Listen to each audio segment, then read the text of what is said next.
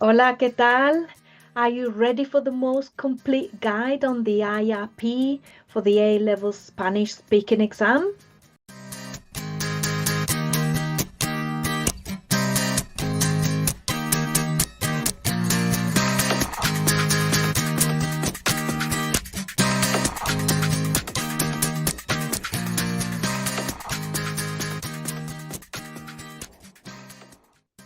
Mi nombre es Delia, soy profesora de español especializada en AS y A-Level Spanish. Me puedes encontrar en YouTube, lógicamente, en Instagram, donde publico contenido exclusivo para estudiantes de AS y A-Level Spanish, así como en Facebook, en mi canal Spanish No Panic. También en LinkedIn y también me puedes encontrar en mi página web SpanishNoPanic.com. Whether you are an independent student or homeschooled student, or whether you are in a college or sixth form environment, this is the ultimate guide to your IRP. Stay with me right until the end and you'll get the mark you deserve. If you have watched my video on tips for the A-level speaking exam, first part of the speaking exam, you must have noticed that my English is not perfect. Am I ashamed about it? Yes, I am. Am I working towards making my English better? Yes.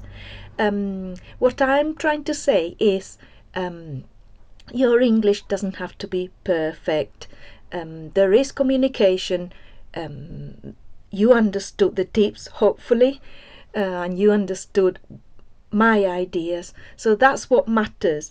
When we learn a language as adults, the process is quite complex. As I said, it's a bumpy, long road, and you have to start learning very conscientiously, applying, as I said, your independent skills, research skills, the best study skills that suit you. You have to be patient, you have to be nice to yourself, because there's lots and lots and lots of ups and downs. Surround yourself by good classmates, people you can talk to, trust your teachers, discuss topics with your peers. Mum and dad, parents, grandparents, adults can be a really good source of critical thinking and exchange of ideas. It is a trial and error, a constant trial and error process. Keep practicing, keep learning, keep asking, keep researching. Keep your resources in a nice folder, or different folders, or different sections in a folder. Past papers, essays, theme 1, theme 2, theme 3, vocabulary, grammar exercises. A really good organized folder is a good sign. Is a good sign of a organized mind. Write your own grammar rules. By your own grammar rules, I mean do your own practice. Write grammar rules with your own words. Ask your teacher, what else can I do? Can you recommend a book from Amazon? Can you recommend extra materials? Which way should I go now? Read online papers. Ask adults, ask your friends, what do you think about this news? What would you do if this happens in our country? How would you react? What would I do? Ask yourself many questions that will take you into the next level, the level you need for your speaking exam. Put your phone away while you are studying.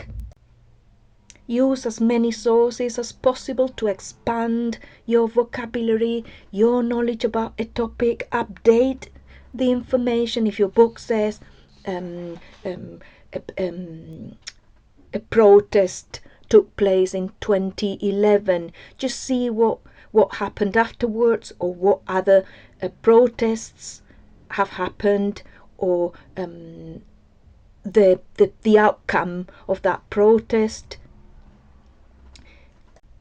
Remember, my Instagram account, Spanish No Panic, has plenty of phrases, tips, news, translations, you name it.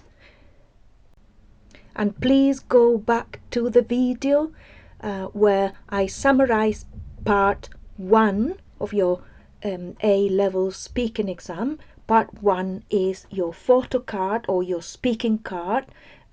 Photo card in AQA, speaking card where you have to choose between A or B in Edexcel, and you have to put yourself in a position and agree or disagree with those statements by answering questions.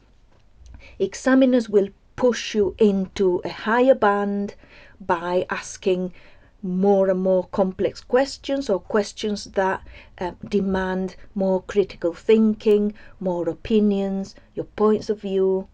Remember, it's not a rehearsed exam.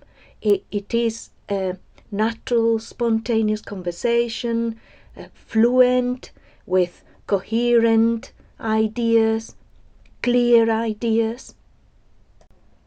Practicing all sorts of questions with your friends, in class, with your teacher, private tutor, is really good. Write down your questions if you're thinking about what sort of questions would they ask. Write down your answers if you want, or your friends' answers, and try to write them in English. But remember, don't study by heart. Don't study these answers by heart. Examiners will always steer you away from rehearsed and pre-learned paragraphs. Make sure you have lots of contact with vocabulary, read lots, research if a piece of vocabulary or a term is new to you in your language, because it's not worth it. It's really useless if you study a word in another language but you don't know what it means in your own language. So make sure you learn what it means, the consequences of that term or situation. Something I didn't mention in the previous video is that your notes will have to be handed in between the first and second part of the exam. That is, between your card and your presentation.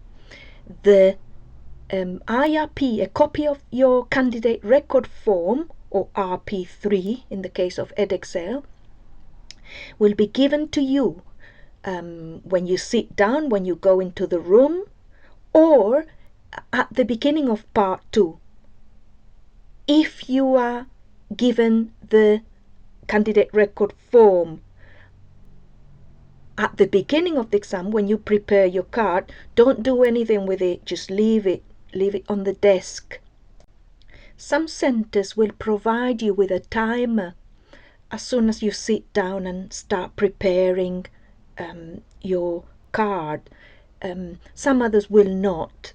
The invigilator, which is also the examiner, will will be looking at that, so you don't have to worry about anything.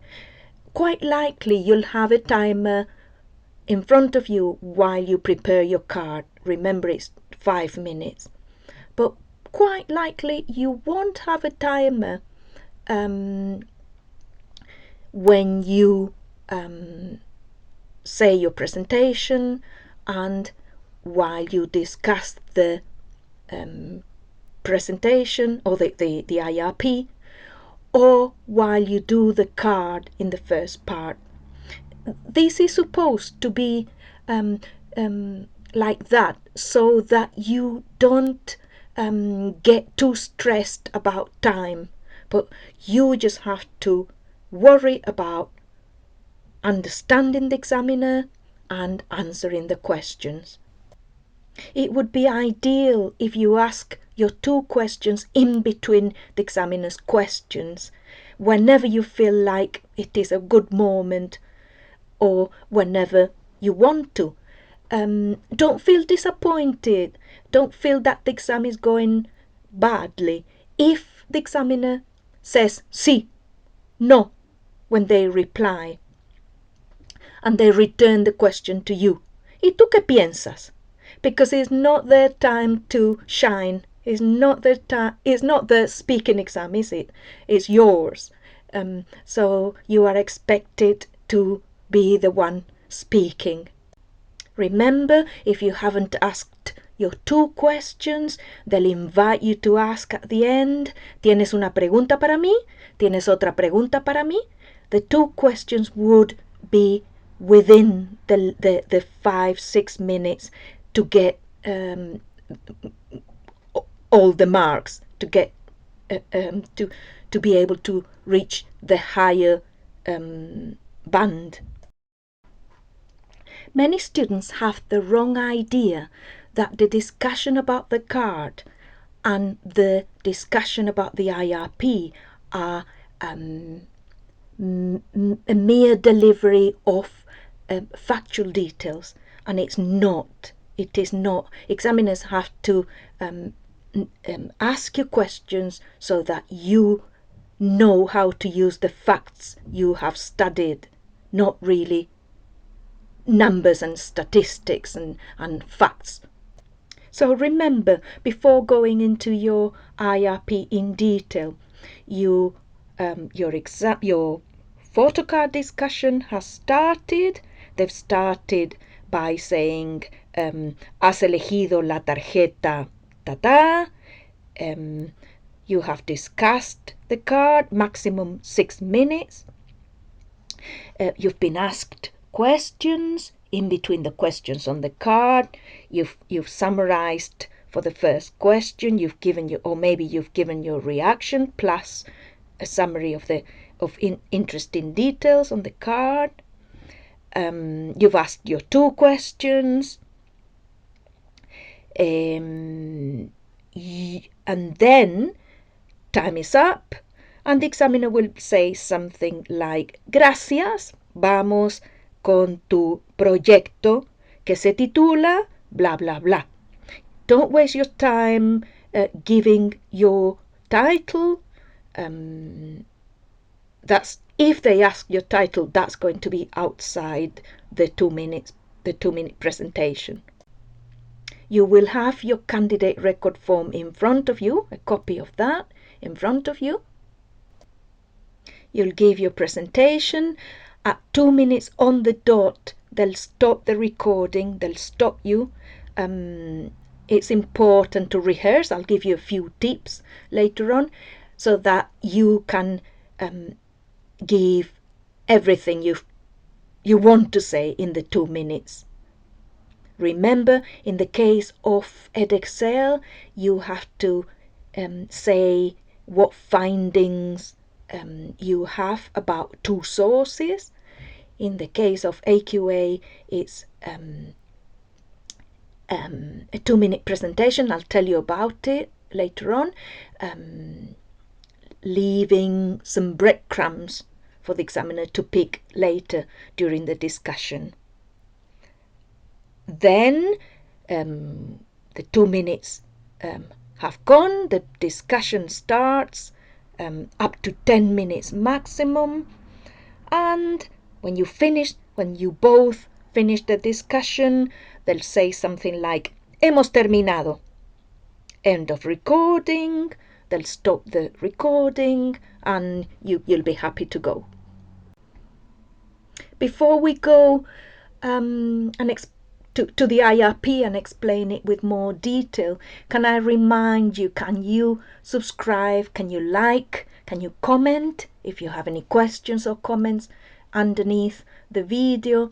You'll be helping me a lot to develop, to edit more videos. They take ages.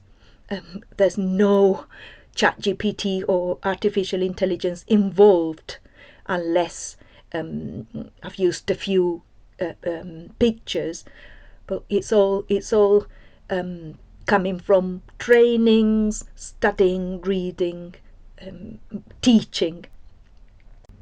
So what is the individual research project?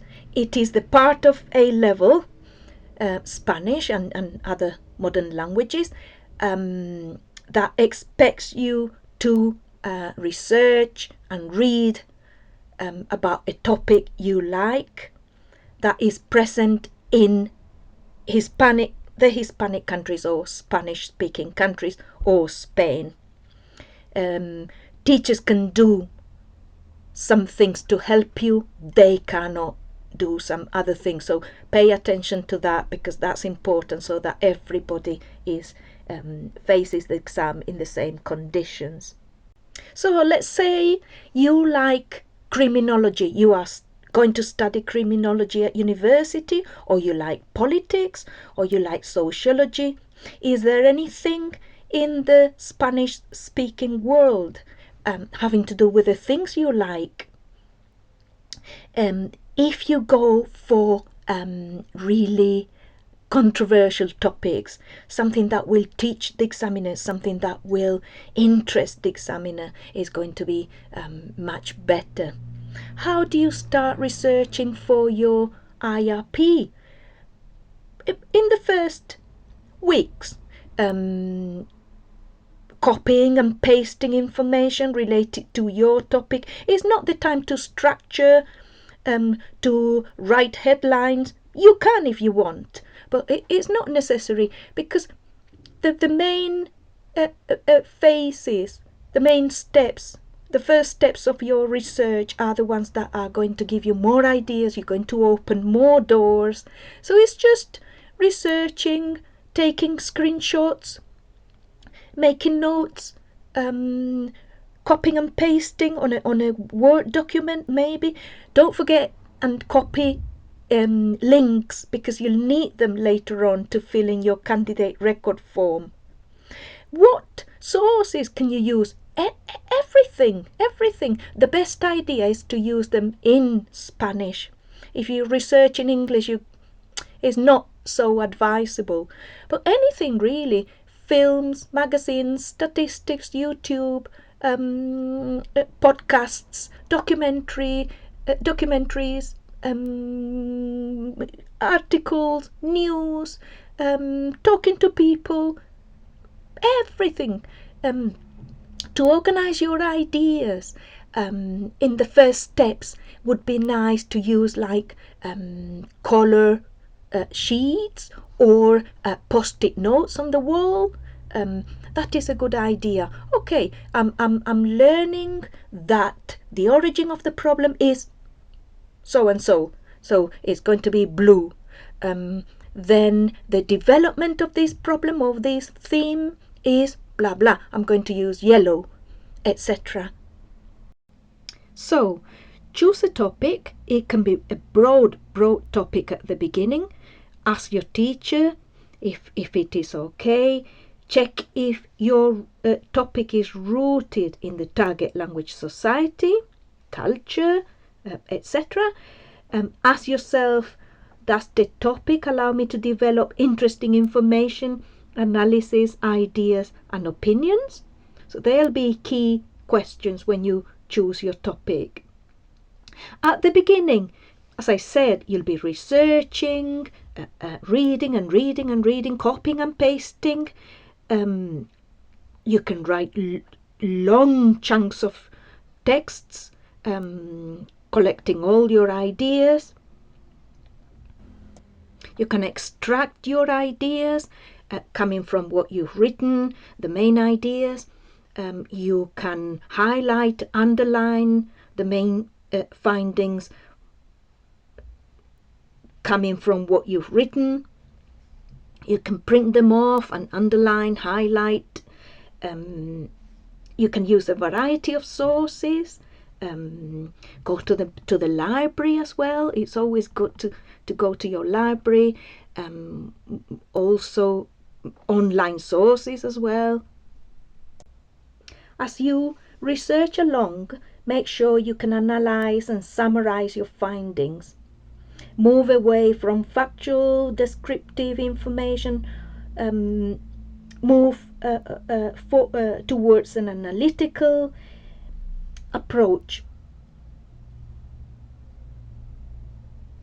It is important that you can justify opinions, you can analyze, you can draw conclusions from your notes. Think of why this issue happened, why is relevant, the consequences, the impact, any events leading to this topic or issue, or any events coming from this topic or issue. You don't have to decide on the final title when you start researching.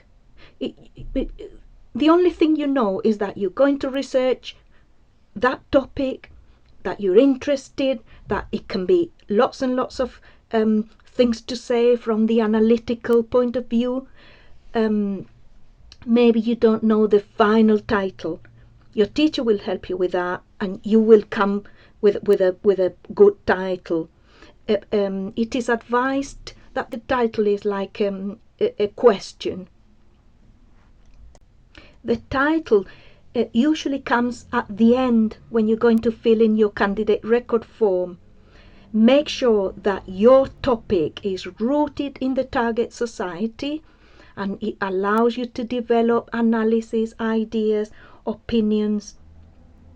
The title will come when you have researched enough, when you have a clear idea about all your findings, and you'll be able to give a really accurate topic. For the time being, you are researching, so write down information, jot down information, copy and paste. Use as many sources as possible, a variety of sources. Read and read about that topic. Keep learning about your topic. Titles, as I said, titles will come later on.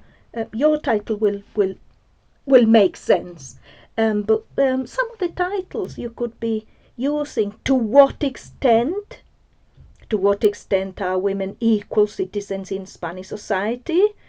The Spanish Civil War, what were its causes and consequences? These are some examples. An analysis of wind energy policy in Spain. The rivalry between Real Madrid and Barcelona football clubs, its history and modern manifestations. Why is Salvador Dalí so well known as an artist? An analysis, etc. How successful is the Spanish high-speed train network? Environment, society, political figures, independence of Catalonia. Research as much as possible. Read. Your first findings will be really broad, then you'll narrow it down until the topic is clear to you, the analysis, your points of view are very clear. and you'll be able to give lots of conclusions, etc. A quick exercise so that you realize the extent of a good title. Which one would you choose? Felipe VI, or to what extent does Felipe VI make us think that the monarchy has a future? Or el COVID en España? Or how did Spanish politicians handle COVID-19? Or agriculture in Spain? Or how Spanish farmers face the next 10 years? Obviously, the second question is the one you should be writing in your candidate record form. Your teacher will give you a hand, and it should be not necessarily, but it should be as a question. If you are unsure about your title, there's always a way to ask AQA, which is by means of an approval form. As soon as you have an idea about your title, try to ask. And if you're not sure, your teacher can do it, or you can do it yourself. Bear in mind, talking about sources, there are sources that are more right-winged ideology, some others are more towards the left. El Mundo.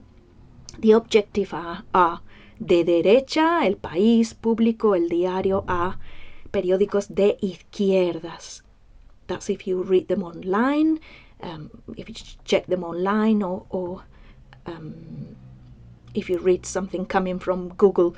It would be great if you had a clear calendar when you should start your research, when you should start having conclusions about your research, when you should write or prepare your presentation, when the exam is going to be, obviously. Put all these on a calendar. Make sure you meet your teacher's deadlines. Your teacher will be the best person guiding you through this process. Don't leave it too late. Don't leave it. Don't push it too tight. Ideally, the summer holidays to choose your topic. September, October, November, researching, reading a lot, learning information. Ask your teacher, ask AQA about the suitability of your title or your research. You don't have to have your title yet. Think about the suitability of your research, your main question or issue or topic. December, January, your post-it notes, your reducing your conclusions, your findings, reducing your ideas from big chunks to smaller ideas or main ideas. February, March, writing your presentation, studying not by heart, studying in a natural way. English or Spanish, which is the best language to carry out my research. Obviously Spanish, you'll be learning lots and lots more. But sometimes it's good to read in English, to watch a video in English, to listen to a podcast in English that will clarify lots of key events, lots of key findings. Once you have collected all your information, it's the moment to analyze, to draw conclusions, to justify, to go further. What would happen if the situation had been different, if politicians, if society, if young people hadn't reacted the way they reacted. It's going into your notes, analyzing deeply. Imagine the sort of questions you'll be asked. How far do you take your research, your analysis, your learning? That is a key question. Remember, you have other subjects, you have a lot of other skills in Spanish, so it's really up to you. I would set a time, 15 minutes every day, half an hour every day. It really depends if you are in the early stages or nearly about to fill in your candidate record form. Even if you fill in your candidate record form, you have to keep reading about the topic because you have to keep yourself updated. It is at the moment of analyzing your information when your headings for your candidate record form become more clear, and the structure, the main points, the conclusion, that is going to be very useful for your 2-minute presentation, and that is going to be very useful for your candidate record form as well. You'll have to write down your headings and the sources you've used, and you'll have it in front of you. Remember, when you give your presentation, the examiner will have another candidate record form in front of him or her. In the case of AQA, the advice is that you cannot waste valuable time stating the time, explaining why you chose the topic or how you conducted your research. Don't do it. If it is at Excel, you explain, you give the name, the author, you give a summary of your findings and a conclusion of each finding or a small analysis, but not in the case of AQA. Don't waste time. The AQA presentation is not about the sources. Ideally, your presentation should be natural, not looking rehearsed, not a mini monologue. Some students study by heart and they go really fast. You have to remember that a person is going to listen to it for the first time, and it's no good if they don't hear well or they don't understand well. They cannot mark it. The examiner does not need to cover all the headings on your candidate record form. The headings do not have to be covered in order, and the examiners cannot simply go through the bullet points. They need to ask supplementary questions. That's why it's not advisable to ask háblame de. It's not good to write the headings in as questions, because it might give the possibility to answer the question in a pre-learned way. Examiners will challenge you if you say something.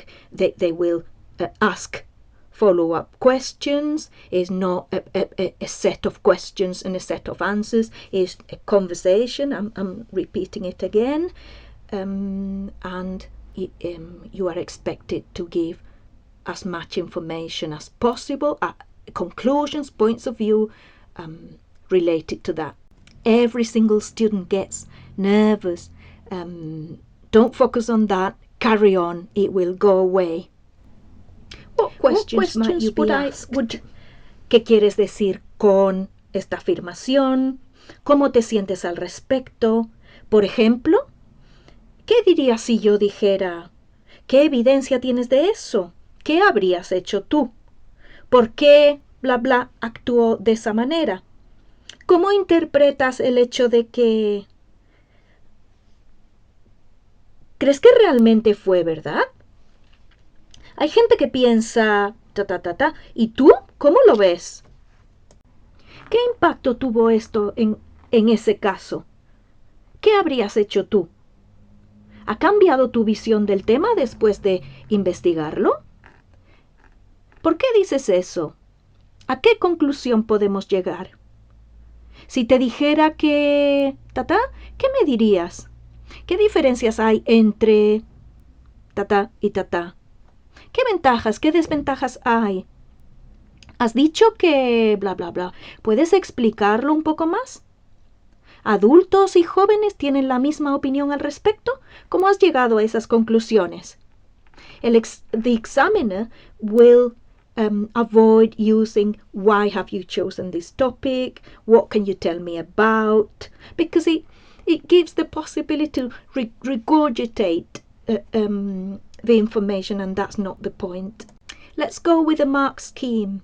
Your presentation, your 2-minute presentation is worth 5 marks. So should you be panicking? Should you be really worried about it? Not really. Just try your best. You'll go blank, your voice will be shaky, just don't focus on that. Keep going. But it is true that they'll be looking at your knowledge and understanding of the area of study. So main points, a bit of analysis and a bit of conclusion without giving away too much is going to be really important. By thorough knowledge or good knowledge or reasonable knowledge or limited knowledge or very limited knowledge, check the spec or read it. You have it on the screen. Not very clear. I apologize for that. Because it's been copied from the spec. If you want it more clear, please check the spec. Then your discussion will be assessed with 10 marks. If we look at the fluency, clarity, consistency, your fluency doesn't have to be the same as a native speaker. Remember that. Don't let the examiner start pulling teeth out. Be independent enough. Don't give a monologue, but also don't wait for him or her to ask you constantly. That is part of the AO1. That is going to show your fluency. The way you respond, the way you express ideas when they ask you, that's linked to AO1. You'll also be assessed on your vocabulary, your grammar, your pronunciation, your intonation. They don't have to be those of a native speaker. There has to be clear communication, a use of specific topic vocabulary, nice grammar, some complex structures. By complex, you can use conditional sentences or set phrases, connect linking words. Don't forget your linking words. It has to be formal. Some Spanish native speakers think it is a conversation like an everyday conversation. Sometimes I hear swear words, things like that. No, you have to keep your register in the formal sphere. Careful with your errors. You won't be marked down if you correct yourself. But careful, because although minor errors don't affect communication, they are important as well, aren't they? Everything is counts towards a good mark. Serious errors would be incorrect verb forms, wrong use of pronouns, and errors in very, very basic, very important structures. Your ability to give opinions, analyze, express your critical thinking, express your conclusions is also part of this assessment, and you will have the list in a minute. Okay. I apologize again for the really blurry image. It's been copied from the spec. The font is not big enough. Please go to the spec. It's easy to download the specification, and you'll have all the mark schemes related to every part of the exam, and a good explanation. Examiners' reports will also give you lots and lots of tips and ideas.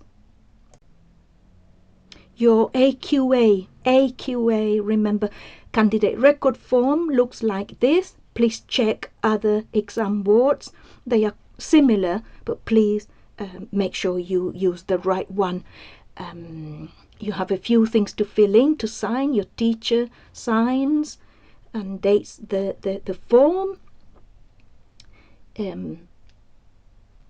It can be done with pen or online.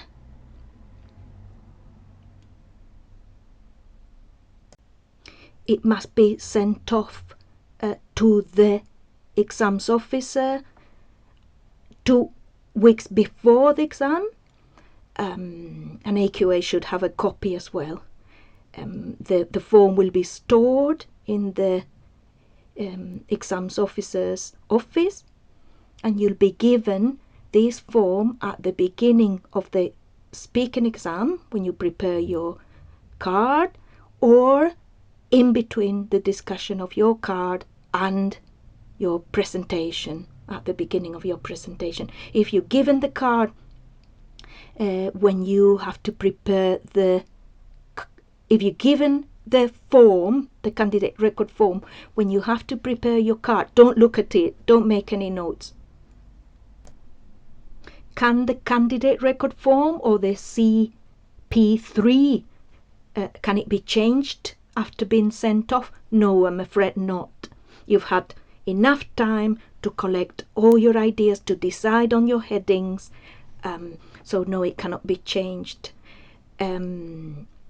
What can I do after my candidate record form has been sent off? Well, read your notes, imagine the questions you might be asked, prepare the answer to those questions, keep reading, keep researching about the topic, learn your presentation, sound natural. Once you write your title in English, the title of your topic in English, then you write a source in Spanish. It has to be it has to be at least one online source. Then you have 8 more sources to write, up to 80 words in the case of AQA again. They can be short headings, or they can be links. The links should be clear enough to for you to give you a heading. So instead of a heading, you could write a link, and that link will include the idea, a whole set of ideas you want to say or you want to develop during the conversation. I've never seen anybody leaving the exam room happy and ecstatic, being not sure about how it went, thinking that it could have gone better, that they are part of the exam. Everything counts, so don't give up. You still have 2 more tests, 2 more papers, so keep going. That's the only way to look at what's coming. Please go to my website if you want to check something, if you want to fill in the contact form, if you want lessons with me. Go to my Instagram account. Again, lots of phrases, things you can do in your speaking exam and the rest of the exams. My YouTube channel has lots and lots and lots of videos, some of them shorter, some of them longer. A-level is a big experience, and I'm afraid I cannot do shorter videos. My mind maps take me ages. This video editing, writing my notes has taken a long time. If it's helpful, it was worth the pain. Thank you very much for your attention. If you'd like to like and subscribe, thank you very much. I'll be posting more videos on YouTube, more posts on Instagram. Y solo me queda decirte muchas gracias por tu atención, por tu interés en este video. Por favor, dale al like, suscríbete, me ayudará mucho con el desarrollo del canal. Y puedes tomar clases conmigo escribiendo a delia@SpanishNoPanic.com. Te espero.